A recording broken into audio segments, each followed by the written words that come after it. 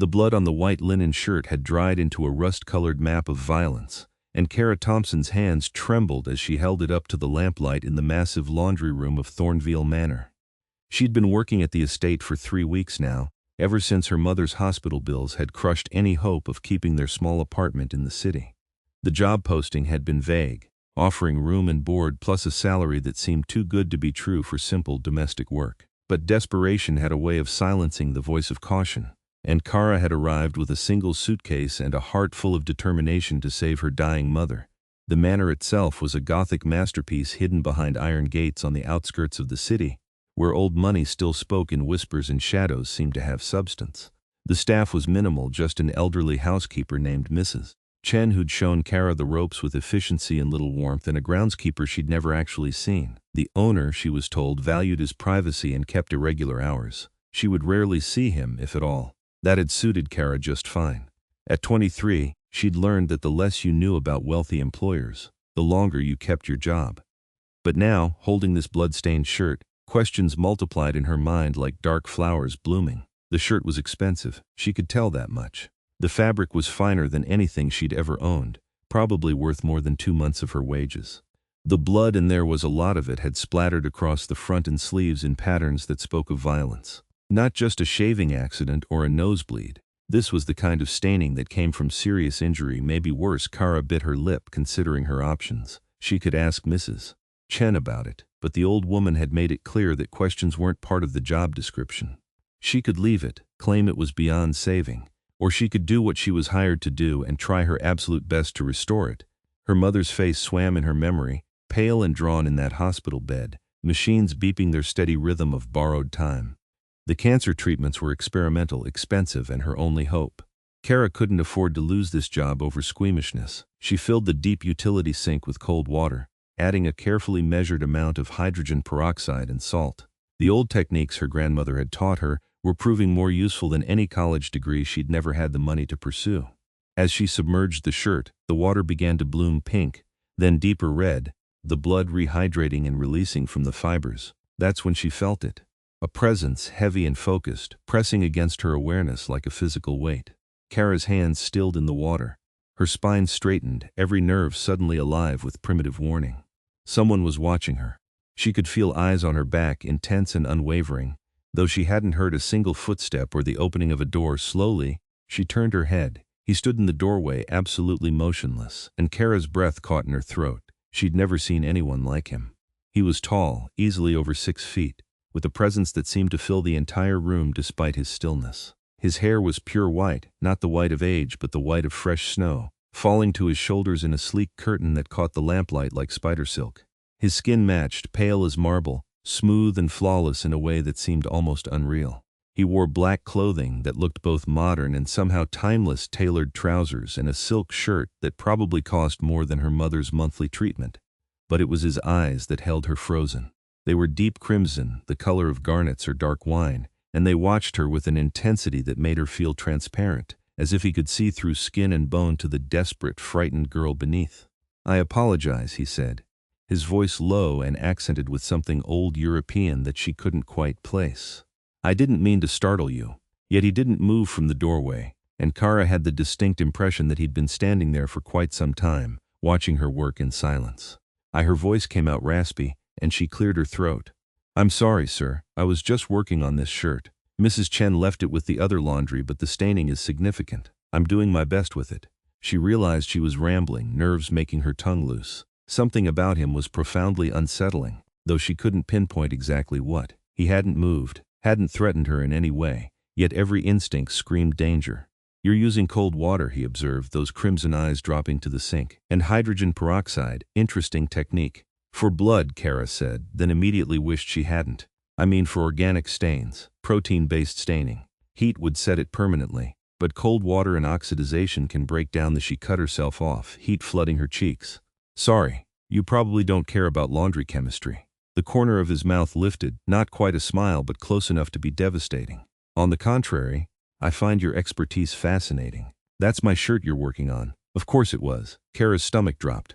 The owner. This was the mysterious, never-seen owner of Thornveil Manor, standing in his own laundry room, watching her fumble her way through cleaning his blood-stained clothing. I hope you don't mind, she said quickly. I know it's probably expensive, and the staining is severe, but I think I can save it. It might take several applications and some sun bleaching, but the fabric is high quality and— You're not afraid? He interrupted, his head tilting slightly, like a predator trying to understand unusual prey behavior. The question threw her. Afraid of what? Ruining the shirt? I'll be careful, I promise. I've done this kind of restoration work before. And of the blood, he clarified, taking a single step into the room. Even that small movement seemed impossibly fluid, graceful in a way that human motion rarely achieved. Most people would have questions, concerns. You've said nothing about the obvious violence required to create such staining. Kara's hands twisted in her work apron. Honesty or discretion? Her grandmother's voice echoed in her memory. Rich people's business is their own, girl. You just do your job and keep your mouth shut. It's not my place to ask questions, she said finally. You could have cut yourself. Could have helped someone who was injured. Could be a dozen explanations that are none of my business. I'm here to do laundry, not investigate my employer. Something flickered in those crimson eyes. Approval maybe, or interest. And if the explanation was darker than you imagine, then I'd still need this job. Kara said bluntly, because my mother is dying of cancer and her treatment costs more money than I've ever seen in my life. So unless you're asking me to do something illegal or help you hurt someone, I'd prefer to just clean your shirt and keep my employment. The silence that followed stretched long enough to make her regret every word. She'd been too honest, too desperate. Rich people didn't like seeing the poverty that cleaned their homes and washed their blood from expensive linens. She'd probably just talked herself out of the best-paying job she'd ever had. Then he laughed. It was a low, genuine sound that transformed his face entirely, making him look less like a marble statue and more like something alive, vital, and dangerously beautiful. You're remarkably practical, he said, genuine amusement coloring his tone. What's your name? Kara Thompson. Kara. He said it slowly, as if tasting the syllables. I'm Severin Valdemaris. This is my home, and you may consider it your home as well for as long as you work here. You're welcome to any of the rooms in the East Wing, the library, the gardens. The only rule is that certain areas of the manor are private and doors that are locked should remain so. Can you agree to that? It seemed almost too easy, but Kara nodded. Of course, thank you, Mr. Valdemaris. Severin, he corrected. I dislike formality in my own home. He moved closer, and Kara found herself pressing back against the sink. He stopped just beyond arm's reach, clearly aware of her discomfort but seemingly fascinated by it. How long have you been working here? 3 weeks. And in that time, have you noticed anything unusual? The question felt loaded, dangerous. Kara chose her words carefully. The manor keeps odd hours. Sometimes I hear movement at night. Mrs. Chen mentioned you prefer darkness to light, which is why so few lamps are kept lit, and the windows all have heavy curtains, even in rooms with beautiful views. Observant, Severin murmured. Does it bother you? No, Kara said honestly. Everyone has their preferences. As long as I can do my work and send money to my mother's care facility, I don't care if you paint the walls black and sleep in a coffin. The words were out before she could stop them, and horror crashed through her. Sleep in a coffin. Why had she said that? What was wrong with her? But Severin's smile widened, showing white teeth that seemed slightly too sharp in the lamplight.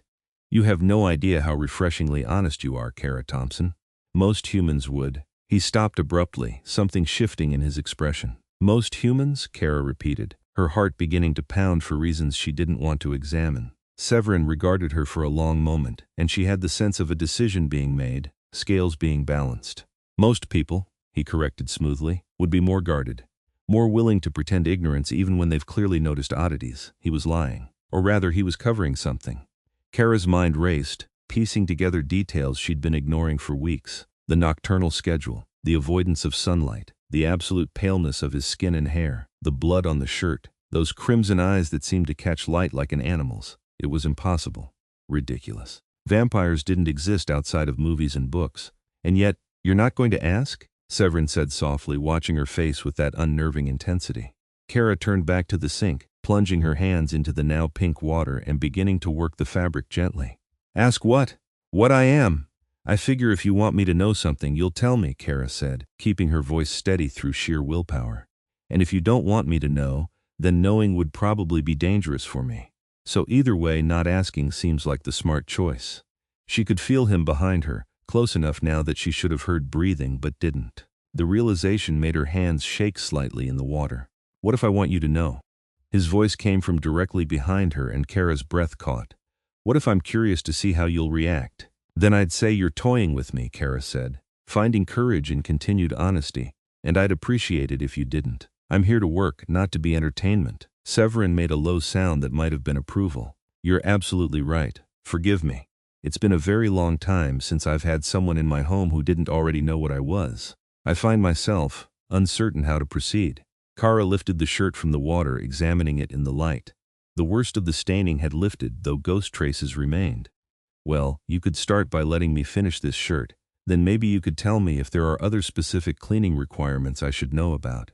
Special fabric care, particular schedules, items that need discreet handling. You're offering to be my confidant without even knowing what you're agreeing to?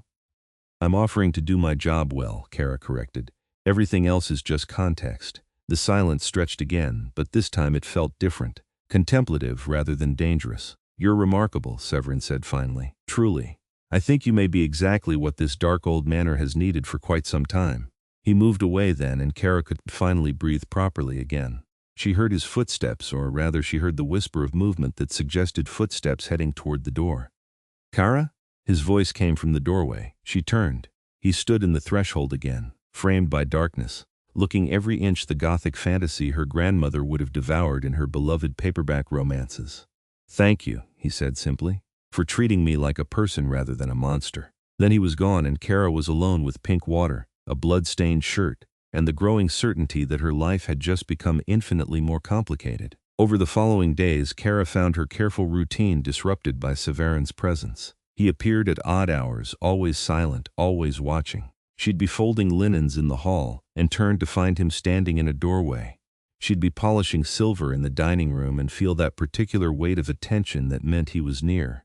Once, she woke at 3 in the morning to find him standing in the gardens beneath her window, his white hair luminous in the moonlight, staring up at her room with an expression she couldn't read. It should have terrified her. In any rational universe, it would have sent her running. But there was something about Severin that felt less threatening and more protective, like he was standing guard rather than stalking prey. Mrs. Chen noticed the change too. He's taken an interest in you, the old housekeeper said one evening, her tone carefully neutral as they prepared dinner in the kitchen. I've worked here 15 years, never seen him pay attention to anyone like this. Is that a problem? Kara asked, dicing vegetables with methodical precision. Depends. Mrs. Chen's weathered hands moved expertly through seasoning mixture. On what you're willing to accept, on what you're brave enough to handle. You know what he is. It wasn't a question, but Mrs. Chen nodded anyway. Known since the beginning, doesn't bother me. Severin is a good employer, fair and generous. He's never hurt anyone who didn't try to hurt him first. But he's not human, girl. If he's taking interest in you, you need to decide if you can handle that world. Kara's knife stilled against the cutting board. The vampire world. The words hung in the kitchen, finally spoken aloud. Mrs. Chen didn't look surprised. So you've worked it out. Kind of hard not to, Kara said. The sunlight avoidance, the nighttime schedule, the blood on the clothing, the way he moves, those eyes. Either he's a vampire or I've lost my mind. You afraid? Kara considered the question honestly. I should be. But no, not really. He's been nothing but courteous to me. Strange, yes. Intense, definitely. But not cruel. That's because Severin is old, Mrs. Chen said, returning to her cooking. Not just in years, though he's got centuries on him. Old in the way that matters. He remembers what it means to have honor, to follow codes. The young ones, they're vicious, no control, no restraint. But the ancient ones like Severin, they've got rules, standards. How old is he? Don't know exactly. Over 1,000 years, I'd guess. Maybe more. He doesn't talk about it much. 1,000 years. Kara's mind reeled. The Roman Empire had still existed 1,000 years ago. The modern world as she knew it hadn't even been imagined. Why is he here? Kara asked. In this manor, in this city. If he's vampire royalty or whatever, why hide away? Mrs. Chen's expression darkened. That's his story to tell, not mine. But I will say the Severins had a hard existence, even by vampire standards. Lost things that mattered. Made choices that cost him. He's been alone a long time, and loneliness does things to people, even immortal people.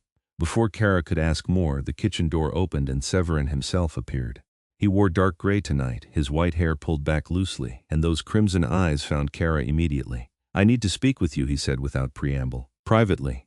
Would you join me in the library? Mrs. Chen made a shooing motion. Go on, I'll finish dinner. Kara wiped her hands on her apron and followed Severin through the manor's winding corridors. She'd been in the library before. It was one of the rooms he'd specifically said she could use, and she'd spent several evenings there, surrounded by books that ranged from ancient leather-bound manuscripts to modern hardcovers. Tonight, a fire burned in the massive stone fireplace despite the mild weather. Severin gestured to one of the leather chairs arranged near the hearth, and Kara sat, acutely aware of how he remained standing, pacing slightly, energy radiating from him in waves. "You've figured out what I am," he said abruptly, not looking at her. "Mrs. Chen confirmed it, I assume?" "I figured it out before that," Kara admitted. "She just confirmed I wasn't crazy. And yet you're still here. I told you, I need this job." Severin finally turned to face her, and the intensity in his eyes made her breath catch. "Is that the only reason? Economic necessity?" "Because I need you to be honest with me, Kara. I need to know if you're staying out of desperation or if there's something else." The question felt dangerous, loaded with implications Kara wasn't ready to examine.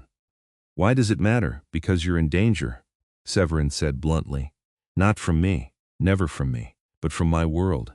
There are others who've noticed my interest in you, and they'll use you to get to me. I need to know if you're going to run at the first sign of trouble, or if you're brave enough to let me protect you." Kara's heart hammered. "What kind of danger?" Severin moved to the fireplace, one pale hand bracing against the mantel. In the firelight he looked both more human and less the flames casting shadows that emphasized his otherworldly features. "I'm not just a vampire, Kara. I'm the Vampire King. Or I was before I abdicated the throne 15 years ago. I ruled for nearly 8 centuries, and when I walked away I made enemies. Powerful ones who've been looking for leverage against me ever since." "You were king?" Kara breathed. "Of all vampires. Of the European bloodlines," Severin corrected. "It's complicated, vampire politics always are. But yes, I held the throne, commanded the courts, enforced the old laws, until I couldn't anymore. Until the weight of it, the endless power struggles and blood feuds and manipulations became unbearable. So I walked away, gave the throne to my brother Alexander, and came here to exist in peace. But they won't let you have peace." "No," Severin's voice was bitter. "Because they think I'll reclaim the throne eventually. Because I know secrets that could destroy dynasties. Because in vampire politics, you're never truly allowed to retire. You're either in power or you're a threat to it." Kara processed this, trying to align the image of a weary ex-king with the man who'd been watching her iron his shirt. "What does this have to do with me?" Severin turned, and the vulnerability in his expression stole her breath. "Because for the first time in 15 years, I've felt something other than exhaustion and emptiness. Because you walked into my home with your practical honesty and your refusal to be afraid and your hands in pink water, and something in me woke up. Because when I watch you work, when I listen to you talk about your mother and your determination to save her, I remember what it felt like to care about something beyond mere survival." He crossed the space between them in a blur of motion, kneeling before her chair so they were eye level. His hands gripped the armrests on either side of her, caging her in without touching her. "I am not a good man, Kara," he said, his voice low and urgent. "I've killed thousands, I've made decisions that cost innocent lives. I've played the political games and gotten blood on my hands in every sense. I am a monster wearing a civilized face. But when I'm near you, I remember what it felt like to be something better. To want something beyond power and blood and endless night." Kara's breath came shallow. She should be terrified, should be pushing him away, running from the room. Instead, she found herself leaning closer, drawn by the raw honesty in his voice. "What are you saying?" she whispered. "I'm saying that you've become precious to me," Severin answered. "And in my world, that makes you a target. I'm saying that I want you to stay, but I need you to understand the risk. I'm saying that I will protect you with everything I am, but I can't do that if you don't trust me." Kara's hand moved of its own accord, reaching up to touch his face. His skin was cool under her fingers, smooth as she'd imagined, and he went absolutely still at the contact, his eyes closing briefly. "I should be afraid of you," she murmured. "Everything rational says I should run." "Yes, but I'm not. Afraid, I mean. I don't know why, but when I'm around you I feel safer than I've felt in years. Like something is finally watching out for me instead of taking from me." Severin's eyes opened and the naked hope in them was devastating. "You trust me?" "I'm starting to," Kara said honestly. "Is that insane, probably?" A ghost of a smile touched his lips. "But I'll take it." He stood abruptly, the moment breaking, and Kara felt the loss of his nearness like a physical ache. "There are things you need to know, rules that will keep you safe. Will you listen?" "Of course." Severin began to pace again, his hands clasped behind his back. "First, the manor has protections, but they're not absolute. There are wards that prevent unauthorized entry, but a vampire of sufficient power could break them. If you hear or see anything unusual, come find me immediately. Don't investigate on your own. Okay, second, you're human. Your blood is." He paused, seeming to struggle for words. Compelling. Any vampire will be able to sense you, smell you. When you leave the manor grounds, you're vulnerable. I'll arrange for protection, but you need to be aware of the danger. You want me to stay on the grounds? I want you safe, Severin corrected. But I won't imprison you. Just be careful. Be smart. And third, he stopped pacing, turning to face her fully. If another vampire approaches you, offers you anything, makes any kind of deal or bargain, refuse. Don't listen to their promises. Don't accept their gifts. The vampire world operates on contracts and obligations, and a single agreement can bind you in ways you can't imagine. Kara nodded slowly. Anything else? Yes. Severin's expression softened slightly. Your mother, I want to help. Kara stiffened. I don't want charity. It's not charity. You work for me, you're under my protection, and that means I have responsibilities. Besides, he moved to the desk in the corner, retrieving a leather folder. I've lived 1,000 years, Kara. I've accumulated more wealth than I could spend in 10 more lifetimes. Money means nothing to me, but making a difference in someone's life? That's become rare. Let me do this. He held out the folder, and with trembling hands Kara took it. Inside were documents, official-looking papers with hospital letterheads. I contacted the care facility, Severin explained. Your mother's treatment is now fully funded. The experimental program has been approved, and she'll receive everything the doctors recommend. You don't need to worry about the cost anymore. Tears blurred Kara's vision. I can't accept this. It's too much. You can and you will. Severin's voice was gentle but firm. Because I want you here, focused and present, not drowning in worry and debt. Because you've given me something I haven't felt in years, and this is a poor repayment, but it's what I can offer. Please, Kara, let me do this. The tears spilled over, and suddenly Kara was standing, crossing the distance between them, her arms wrapping around him without thought. Severin went rigid with surprise before his arms came around her, carefully as if she were made of glass. Thank you, she whispered against his chest. Thank you, you're welcome, he murmured, his cool hand stroking her hair. You're so very welcome. They stood like that for a long moment, and Kara realized that despite his coolness, despite the lack of heartbeat beneath her ear, she'd never felt more protected in her life. The danger came 3 days later. Kara was in the garden, enjoying the afternoon sunlight while it lasted. Severin had explained that he couldn't join her during the day. Sunlight was one of the few vampire weaknesses that existed as advertised, but he'd encouraged her to use the grounds, to enjoy the beauty he could only see at night. She was tending to a bed of night-blooming jasmine when she felt it. That sensation of being watched, but different from when Severin observed her. This felt colder, hungrier, like a predator sizing up prey. Kara straightened slowly, her hand tightening on the gardening shears she'd been using. A woman stood at the edge of the garden, where shadow fell from the manor's eastern wing. She was beautiful in the same unreal way Severin was: white skin, white blonde hair, with eyes that glowed amber in the dimming light. She wore modern clothing, jeans and a leather jacket, but she wore them like a costume. So you're the little human who's caught our exiled king's attention, the woman said, her accent thick Russian. How disappointing. I expected someone more impressive. Kara lifted her chin, remembering Severin's warnings. I don't know you, and you're trespassing. Please leave. The woman laughed, the sound like breaking ice. Oh, brave little thing, I like that. I can see why Severin is intrigued. I'm Natasha Volkova, darling. Perhaps he's mentioned me? The name meant nothing to Kara, but she kept her expression neutral. No liar. Natasha moved forward, and Kara saw she stayed carefully in the shadows, avoiding the sunlight that still bathed most of the garden. But a loyal liar, how sweet. Tell me, does he watch you sleep? Does he stand in the darkness of your room and imagine what your blood would taste like? Leave, Kara repeated, her voice stronger than she felt. Now, I have a message for Severin, Natasha continued as if Kara hadn't spoken. Tell him the court remembers. Tell him Alexander's rule is weakening and the old bloodlines are restless. Tell him we need him back whether he wants to return or not. Tell him yourself. I can't. Natasha's smile was all fangs. He's warded the manor against most of us. But you, little human, you can go anywhere. You can whisper in his ear. You can influence him in ways we never could. That makes you valuable. Or very dangerous. Before Kara could respond, Natasha was gone, vanished with supernatural speed. Kara stood alone in the garden, her heart pounding, the gardening shears trembling in her hand. She found Severin in his study, a room she'd never entered before.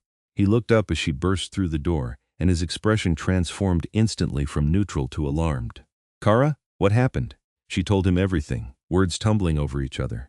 Severin's face grew progressively darker, his eyes burning with barely contained fury. Natasha, he snarled when she finished. That manipulative, ambitious, he cut himself off, visibly forcing calm. Are you hurt? Did she touch you? No, she stayed in the shadows. But Severin, she said, the court needs you back, that your brother's rule is failing. Alexander's rule has been failing since the moment he took the throne, Severin said bitterly. He doesn't have the temperament for it, never did. But that's not my problem anymore, isn't it? Kara moved closer. If the vampire world destabilizes, won't that affect everyone? Won't humans get caught in the crossfire? Severin's jaw tightened. You're asking me to care about the greater good. I'm asking if you can live with yourself if you hide here while everything burns. The words hung between them, heavy with implication. Severin turned away, his hands bracing against the desk. I gave 800 years to that throne, he said quietly. 8 centuries of politics and bloodshed and impossible choices. I'm so tired, Kara. Tired in ways humans can't understand. The weight of immortality, the burden of power, it grinds you down until there's nothing left but duty and darkness. Kara approached him slowly. Laying a hand on his back, she could feel the tension in him, coiled tight as a spring. Then don't do it for duty, she said softly. Don't do it because they demand it or because your brother is failing. Do it because it's right. Because you have the power to make things better, and maybe that matters. Severin turned, and the vulnerability in his face made her ache. And if I go back, I'll lose you. The court will consume everything. There will be no peaceful manor, no quiet moments in the library, no watching you work in the sunlight I can't touch. It will be nothing but politics and danger and blood. You don't know that, I do. His hands came up to cup her face, cool palms against her flushed cheeks. The moment I reclaim that throne, you become the biggest target in the vampire world. Every enemy I've ever made will try to use you against me. Every rival will see you as a weakness to exploit. I would have to lock you away in a fortress and surround you with guards, and even then I'd live in constant fear that someone would hurt you to punish me. Then don't go back, Kara whispered, leaning into his touch. Stay here. Stay with me. Let someone else fix the court. Could you respect me if I did? Severin's thumbs brushed her cheekbones. Knowing I had the power to help and chose not to? Knowing people might die because I was too selfish to act? Kara closed her eyes. He was right, damn him. She would always wonder, always question. It would sit between them, a shadow of doubt and regret. I hate this, she said. So do I. Severin pressed his forehead to hers, and they stood like that, breathing together in the quiet study. I just found you, the first person in 15 years who makes me feel like life might be worth living. And already I'm losing you to that cursed throne. You're not losing me. Kara pulled back enough to meet his eyes. You're assuming I'm not strong enough to survive your world. Maybe you're underestimating me. You're human, fragile, mortal, so? Your Mrs. Chen has survived 15 years working for a vampire king. I'm young, I'm smart, and I'm a lot more stubborn than I look. If you go back to the court, I'm going with you. Severin's expression shifted through surprise, hope, and terror in rapid succession. Kara, no. You don't understand what you're offering. Then explain it to me. Teach me. Prepare me. Kara took his hands, holding tight. You said I'm precious to you. Well, you've become precious to me too. I'm not letting you walk into danger alone, and I'm not staying behind wondering if you're safe. We do this together or not at all. You'd give up the peace you found here? The safety? What peace? Kara laughed, though it came out shaky. My mother is dying. I'm barely surviving on desperate determination and stubborn hope. You think I'm safe anywhere? At least with you, I'd be fighting for something that matters. I'd be part of something bigger than just my own survival. Severin stared at her for a long moment, and then slowly he began to smile. It transformed his face, made him look centuries younger, almost human in his joy. You're absolutely mad, he said. Probably. You'll be in constant danger. I can handle it. The other vampires will despise you for your humanity. Let them try. Severin laughed, the sound rich and genuine, and pulled her into his arms. God help me, I believe you. You're going to walk into the vampire court with your head held high and dare them to say something, aren't you? Damn right I am.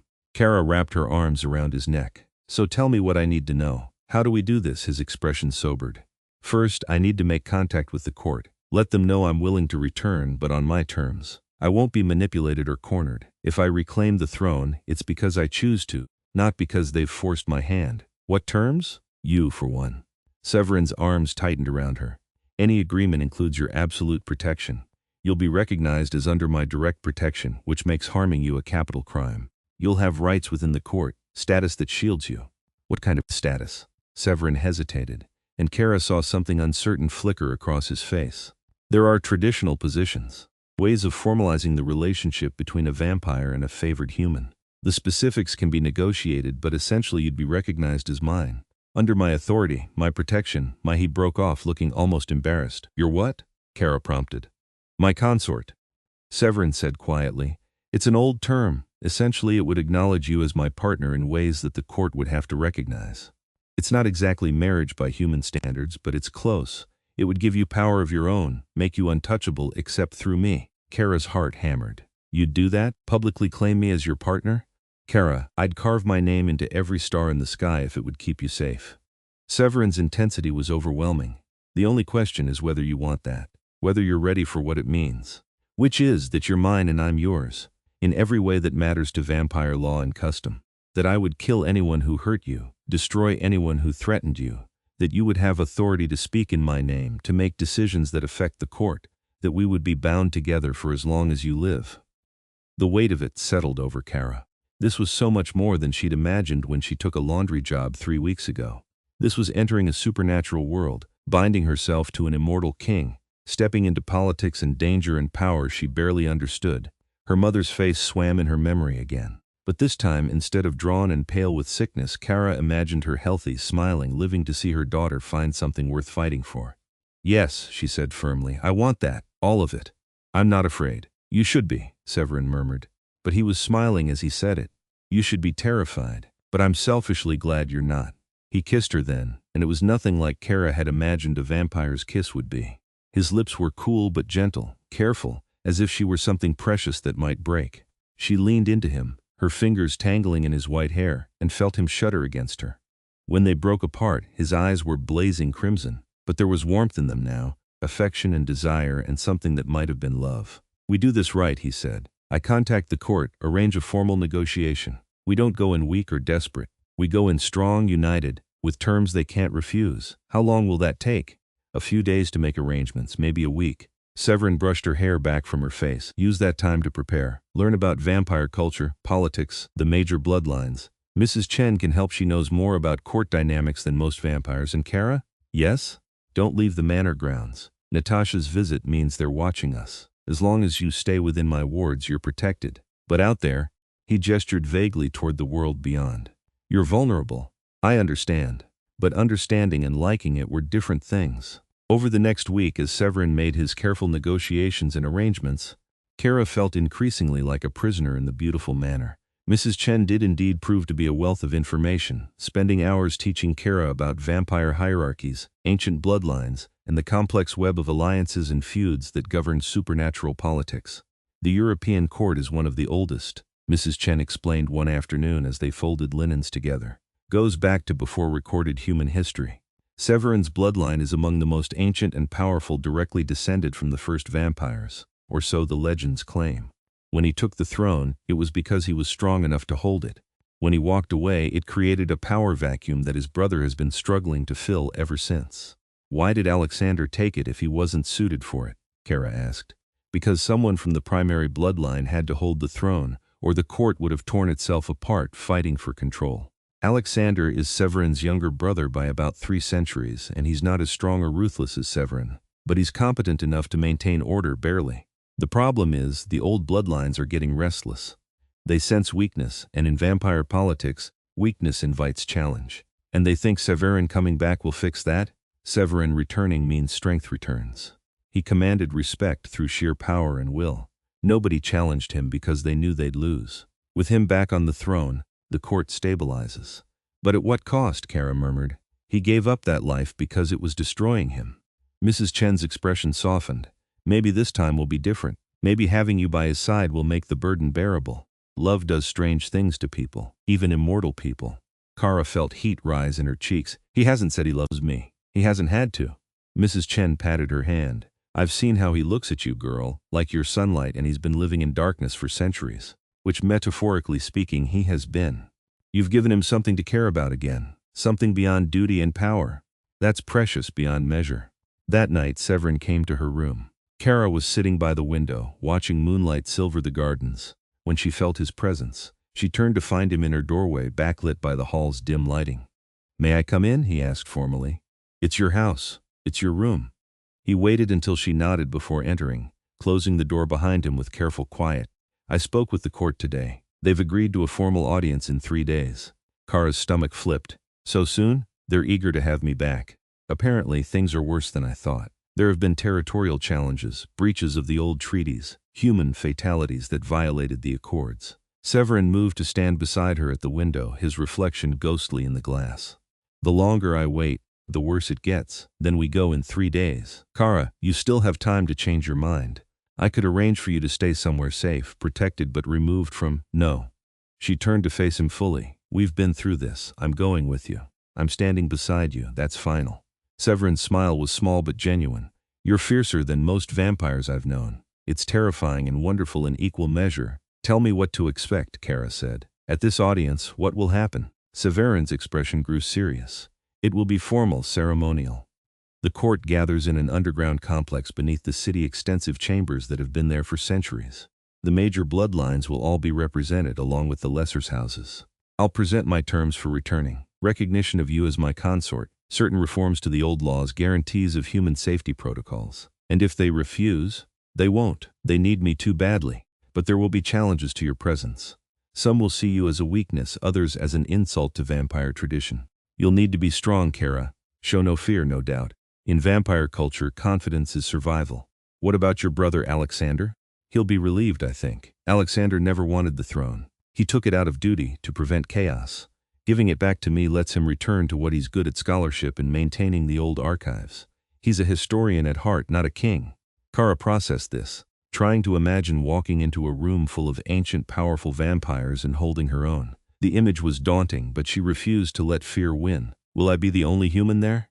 Probably. We occasionally have human servants or blood donors present, but a human consort to the king is unprecedented in recent centuries. You'll be a curiosity, an oddity. Use that. Let them underestimate you, then prove them wrong. You have a lot of faith in me. I do. Severin cupped her face, tilting it up to meet his crimson gaze. Because I've watched you fight for your mother's life with nothing but determination and hope. I've seen your courage in the face of the unknown.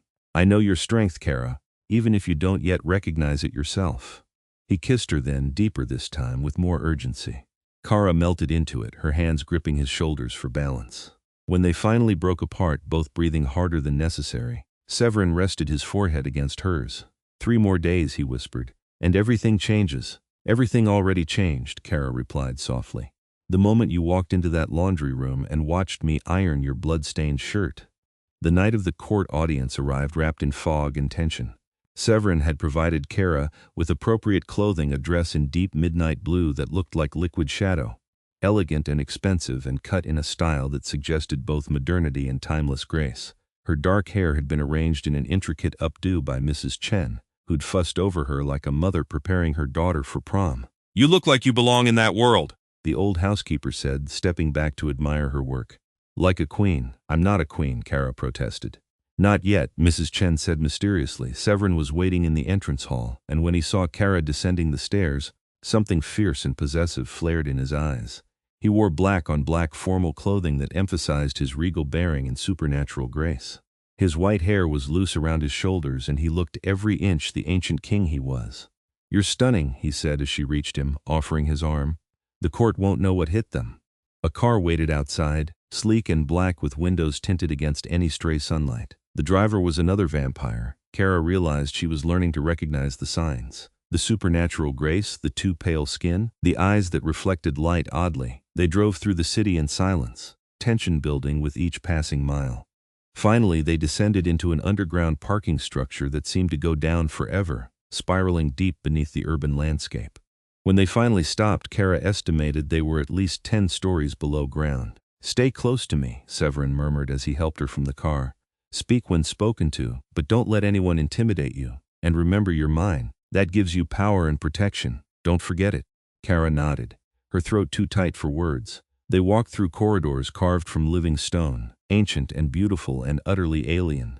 Torches burned in sconces despite the presence of electric lighting, giving everything a flickering, medieval quality. Other vampires passed them in the halls, all stopping to stare at Severin with expressions ranging from shock to hope to calculation.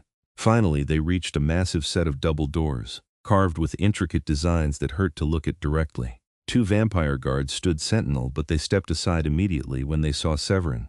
"King Severin," one said with deep respect. "The court awaits." "I'm no longer your king," Severin replied. "Not yet, anyway." "Once a king, always a king," the guard said. "Welcome back, my lord." The doors swung open and Kara's breath caught. The chamber beyond was enormous, easily the size of a cathedral. The ceiling soared overhead, lost in shadows despite the countless candles and torches. Rows of vampires stood in careful formation, organized by bloodline and house, all dressed in formal attire that ranged from modern suits to what looked like period costume from various eras. There had to be hundreds of them, maybe thousands, and every pair of eyes turned to focus on Severin and Kara as they entered. At the far end of the chamber, on a raised dais, sat a throne carved from what looked like solid obsidian. A vampire sat upon it, white-haired like Severin, but with softer features, less predatory grace. This had to be Alexander. Severin walked forward with Kara at his side, his stride confident and unhurried despite the weight of attention. The crowd parted before them, creating a path to the throne. Kara kept her chin up, her expression calm, refusing to let her fear show even as her heart hammered against her ribs. They stopped before the dais and Alexander rose. Up close, Kara could see the family resemblance, the same bone structure, the same crimson eyes. But where Severin exuded command and power, Alexander seemed almost scholarly, more comfortable with books than politics. "Brother," Alexander said, and his relief was obvious. "You actually came, you asked," Severin replied simply. "Or rather, your court did, in increasingly insistent ways. I'm not suited for this throne, Severin, you know that. I've tried to hold things together," but Alexander gestured helplessly at the assembled vampires. "I'm failing. The old bloodlines don't respect my authority. The territorial disputes are escalating. We need you back." "I have terms," Severin said clearly, his voice carrying through the chamber.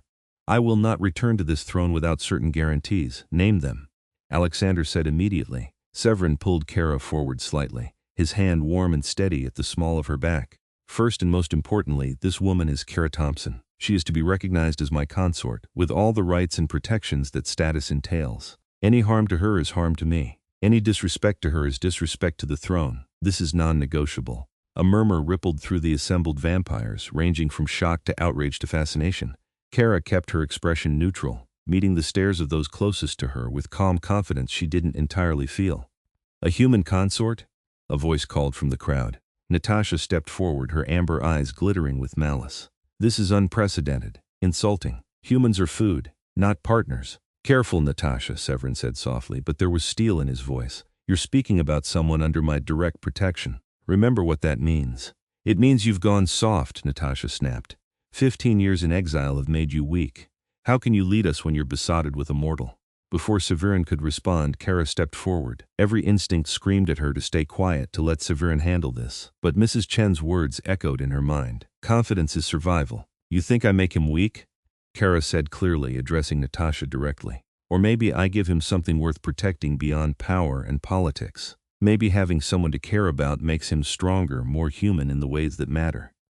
You've survived centuries, but what have you lived for? What makes your existence worthwhile?" Natasha's eyes flashed with fury. "You dare?" "I dare," Kara interrupted, her voice steady. "Because Severin believes I can stand in this room full of predators and hold my own. Because I'm not afraid of you. You're bullies hiding behind immortality and power, but beneath that, you're just lonely creatures desperate for meaning. At least I know what I'm fighting for." Silence fell across the chamber, absolute and stunned. Then, from somewhere in the crowd, someone began to clap. It was picked up by others, slow applause that spread through the gathered vampires. Natasha looked shocked, then furious, before melting back into the crowd. Severin's hand tightened on Kara's back, and when she glanced at him, the pride in his expression made her chest ache. "As I said," Severin continued, addressing the court at large, "Kara is my consort. Learn to respect that, or learn what happens when you challenge my authority. Are there any other objections to my first term?" No one spoke. Alexander looked almost amused. "Second," Severin continued, "the old blood laws need reform. Human fatalities outside of legal contracts will be met with immediate execution. No exceptions. We exist in a modern world and we must adapt our practices accordingly. The days of careless hunting are over. Some will call that too restrictive," someone called out. "Then they can challenge me for the throne," Severin replied calmly. "Any takers?" Again silence. Kara was beginning to understand the power dynamics at play. Severin wasn't just king by title, he was genuinely powerful enough that no one dared oppose him directly. Third and finally, territorial disputes will be settled through formal arbitration, not bloodshed. I will not rule a court that wastes its strength on internal feuding while external threats grow. We have enemies enough without killing each other. The old houses won't like giving up their autonomy," Alexander said quietly. The old houses will adapt or find themselves removed from power, Severin said bluntly. I'm returning to prevent chaos, not enable it. These are my terms. Accept them or find another solution to your problems. Alexander looked out at the assembled court, and Kara saw calculation in his eyes, an understanding of political reality. All in favor of accepting King Severin's terms and recognizing his restoration to the throne? The response was overwhelming. Hands raised throughout the chamber, voices calling agreement. There were holdouts, vampires who looked less than pleased, but they were vastly outnumbered. Then it's decided, Alexander said, and the relief in his voice was palpable. Severin Valdemaris is restored as king of the European bloodlines, effective immediately. Long live the king! Long live the king! The court echoed, the words rolling through the chamber like thunder. Severin's hand found Kara's, their fingers intertwining. He brought her hand to his lips, pressing a kiss to her knuckles that felt like a promise and a claim all at once. You were magnificent, he murmured, too quiet for anyone else to hear. Absolutely magnificent. I was terrified, Kara admitted. I know. That's what made it brave. The formal ceremony continued for hours. Oaths were sworn, allegiances reaffirmed, the complex web of vampire politics slowly restructuring around Severin's return. Through it all, Kara stood at his side, feeling more and more comfortable in her role. Vampires approached to meet her, curiosity overcoming prejudice, and she fielded their questions with growing confidence. She learned that vampire society was far more diverse than she'd imagined. There were scholars and artists, warriors and diplomats. Some had lived for millennia, others were relatively young by vampire standards, mere centuries old. They came from every human culture, carrying the marks of their mortal origins even centuries after death. And slowly, grudgingly, they began to accept her. Not as one of them, she would never be that, but as someone important to their king, and therefore worthy of respect. Near dawn, as the ceremony finally wound down and vampires began to disperse to their daytime sanctuaries, Severin led Kara to a private chamber off the main hall. It was richly appointed, clearly meant for the king's personal use, with a massive bed and furniture that managed to be both ancient and comfortable. You should rest, Severin said, though he made no move to leave her side. It's been an exhausting night. What about you? I don't sleep as humans do. I'll watch over you, make sure you're safe. Kara kicked off her elegant shoes with relief, her feet aching after hours of standing. That's not creepy at all. Severin laughed, the sound warm. I'll sit by the window if it makes you more comfortable. Stay with me, Kara said impulsively. Just be close. I don't want to be alone right now. Something softened in Severin's expression. He shrugged out of his formal jacket, revealing the silk shirt beneath, and joined her on the bed. Kara curled against his side, her head resting on his chest where a heartbeat should have been but wasn't. Did we really just change vampire politics forever? She asked quietly. We really did. Severin's fingers combed through her hair, careful not to disturb Mrs. Chen's elaborate styling. You're the first human consort to a vampire king in over 500 years, the first to be publicly recognized and protected by the throne. You've made history tonight, Kara. I just wanted to stay with you. I know, that's what makes it so remarkable. He pressed a kiss to the top of her head. I was so certain I'd spend eternity alone after I left the throne, that I'd had my chance at connection and lost it centuries ago. And then you walked into my home with pink water and blood-stained shirts and no fear at all. I was afraid, Kara confessed. I'm still afraid sometimes. This world is so much bigger and stranger than anything I imagined. Fear is healthy. It keeps you careful, but you've never let it stop you. Severin's arms tightened around her. Do you have any idea how rare that is, how precious? Kara tilted her head back to look at him. In the dim light of the chamber, with dawn approaching outside, he looked almost human. Tired, maybe, or thoughtful. I love you, she said, the words escaping before she could question them. I know it's fast, I know it's probably insane, but I do. I love you, Severin. His eyes closed, and when they opened again, they were blazing with emotion. I love you too, more than I thought I could love anything after so many empty years. You've given me a reason to reclaim this throne, to engage with the world again. You've made immortality feel like a gift instead of a curse. He kissed her then, deep and passionate and full of promise. Kara lost herself in it, in the coolness of his skin and the desperate intensity of his touch. When they finally broke apart, both breathing hard, Severin rested his forehead against hers. The sun will rise soon, he murmured. I need to seek shelter for the day. But tonight, when I wake, we'll begin planning the future. Your mother can be brought here, given the best care in rooms within the manor. You'll be safe within the court's protection, learning our ways, becoming the queen you're meant to be. Queen? Kara's eyes widened. Consort is just the beginning, Severin said with a small smile. In time, when you're ready, there are ways to bind our lives together more permanently. Ancient rituals, blood bonds that would extend your life, give you centuries instead of mere decades. If you want that, if you choose it freely. The implication stole Kara's breath. Immortality or something close to it. Centuries at Severin's side, helping him rule, shaping vampire society. It was overwhelming and terrifying and thrilling all at once. I need time to think about that, she said honestly. Of course, there's no rush. We have all the time in the world. Severin stood reluctantly, retrieving his jacket. Sleep, my love. Dream safely. I'll return at sunset and we'll begin our new life together. He paused at the door, looking back at her with such tenderness that Kara's throat tightened with emotion. Thank you, he said softly, for being brave enough to stay, for believing I could be more than a monster in the darkness, for loving me despite everything I am. Thank you for giving me a reason to fight, Kara replied, for making me believe I could be more than just a laundress trying to save her dying mother, for showing me a world I never imagined. When he left, Kara lay back on the bed, staring at the ceiling and trying to process everything that had happened. 3 weeks ago, she'd been desperate and alone, taking the first job she could find.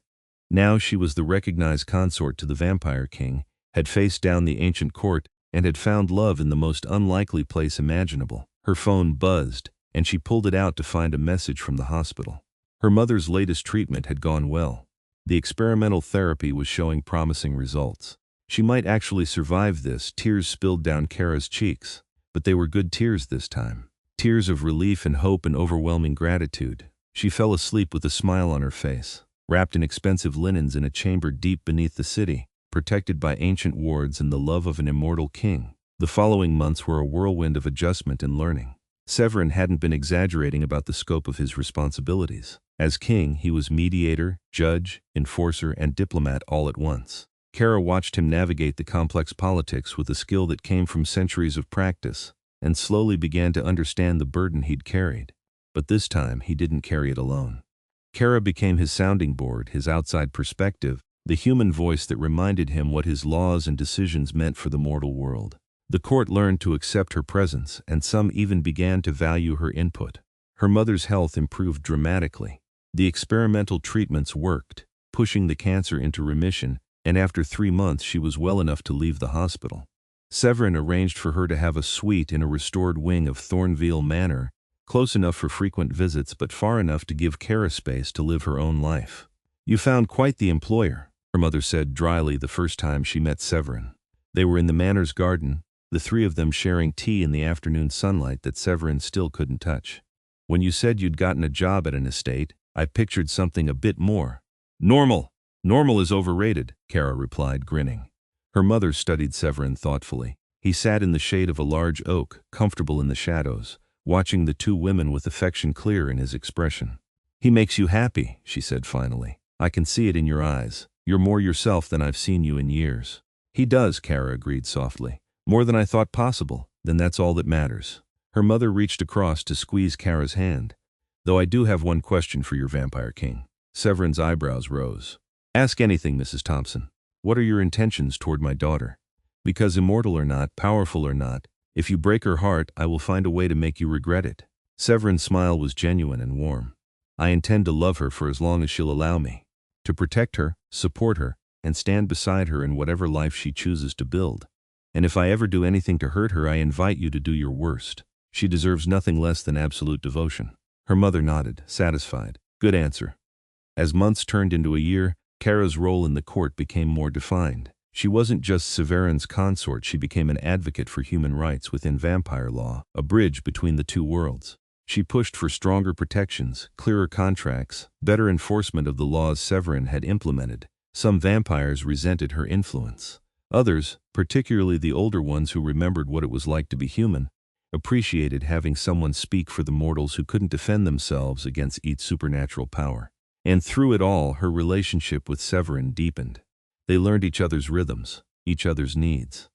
He taught her about vampire history and culture, sharing centuries of accumulated knowledge. She taught him how to experience the world through human eyes again, to remember joy and spontaneity and the beauty of temporary things. One night, exactly a year after the court audience, Severin brought Kara to a private chamber she'd never seen before. It was at the very top of Thornveil Manor, a circular room with windows looking out in all directions. The moon was full, bathing everything in silver light. I wanted to ask you something, Severin said, taking both her hands in his. Something important. Kara's heart raced. Okay, this year with you has been the happiest of my entire existence. Watching you flourish in the court, seeing you advocate for change, witnessing your strength and compassion, it's reminded me why immortality can be a gift. Because it means I get to spend centuries knowing you, loving you, building a life with you. He reached into his pocket, withdrawing a small velvet box. Inside was a ring, delicate silver worked with intricate designs that seemed to shift in the moonlight. This is a bonding ring, Severin explained. If you wear it and complete the ritual, it will tie your life force to mine. You won't become a vampire, you'll remain human, but your lifespan will extend dramatically. We're talking centuries, possibly millennia. You'd age very slowly, retain all your humanity, but have enough time to truly make a difference in both our worlds. Kara stared at the ring, her mind reeling. This was what he'd mentioned before, the blood bond that could give her immortal time. What does the ritual involve? An exchange of blood sealed under the full moon. It's ancient magic, predating modern vampire society. It will connect us on a fundamental level. You'll be able to sense me. I'll be able to sense you. We'll be bound together in ways that go beyond mere marriage. Severin's crimson eyes searched hers. I'm asking you to choose this, Kara. To choose me in this life, and all the complications that come with it. But only if it's truly what you want. I will love you regardless whether you accept this or not. Kara looked at the ring, then at Severin, then out at the moonlit landscape spreading before them. A year ago, she'd been desperate and alone, washing blood from a stranger's shirt. Now she had love, purpose, a family both human and supernatural, and the chance to shape the future of two worlds. Yes, she said clearly. I choose you. I choose this. I want centuries with you, Severin. I want to build something lasting and beautiful. I want to grow old just very, very slowly at your side. The joy that blazed in Severin's expression was incandescent. He slipped the ring onto her finger, and Kara felt something settle into place. Like a key turning in a lock, the ritual itself was simple but profound. They stood in the center of the chamber, hands clasped, as Severin spoke words in a language older than Latin. He produced a ceremonial knife, silver and ancient, and made a small cut on his palm. Kara did the same, wincing at the sharp pain. They pressed their palms together, blood mingling, and Kara felt power rush through her. It was like lightning in her veins, electricity dancing along her nerves. The room seemed to spin, the moonlight growing impossibly bright, and then suddenly she could feel Severin in a way she never had before. His presence, his emotions, the depth of his love for her. It was overwhelming and wonderful, like being wrapped in warmth despite his cool skin. I feel you, she gasped. And I feel you, Severin murmured, wonder in his voice. Your life force, your soul. God, Kara, you're magnificent. He kissed her then, and Kara tasted his blood on both their lips, coppery and strange but not unpleasant. The bond settled into something sustainable, no longer overwhelming but always present a connection that would last for centuries. When they finally broke apart, both breathing hard, Severin laughed with pure joy. You're mine now, truly, completely mine, and I'm yours. Good, Kara said, grinning through happy tears. Because I wasn't planning on letting you go anyway. They stood in the moonlit chamber holding each other, and Kara felt the future stretch out before them. There would be challenges still, politics to navigate, enemies to face. But they would face them together, bound by love and magic and stubborn determination. Years passed, then decades. Kara watched her mother live to 90, healthy and happy in her suite at Thornveil Manor, before passing peacefully in her sleep. She mourned, but took comfort in knowing she'd given her mother years of peace and joy that the cancer soaps would have stolen. The vampire court evolved under Severin's rule, becoming more progressive, more integrated with the modern world. Humans gained more protections, more rights, and Kara became known throughout the supernatural world as the queen who bridged worlds. She aged slowly as promised. By her 50th birthday, she looked perhaps 30. By her 100th, she'd gained wisdom and confidence but maintained the physical youth that the bond provided.